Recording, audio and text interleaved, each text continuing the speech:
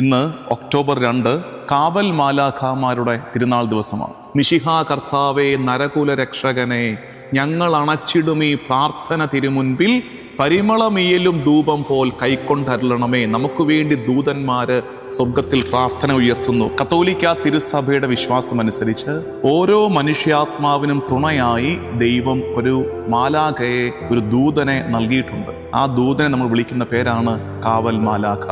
ഈശോ തന്നെ പറഞ്ഞിട്ടുണ്ട് നമുക്കൊരു കാവൽ മാലാഖയുണ്ടെന്ന്. അതുകൊണ്ട് ഇനി കാവൽ മാലാഖയിൽ നിന്ന് സംശയം വരണ്ട. കുറച്ചൊക്കെ നമ്മൾ വളർന്നു കഴിയുമ്പോൾ, ബുദ്ധിയൊക്കെ കൂടിക്കഴിയുമെന്ന് തോന്നുമ്പോൾ നമുക്ക് ഇത്തരം ചെറിയ ചെറിയ വിശ്വാസങ്ങളൊക്കെ നമുക്കൊരല്പം പുച്ഛത്തിൻ്റെ വിഷയമായിട്ട് മാറും. അരുത്.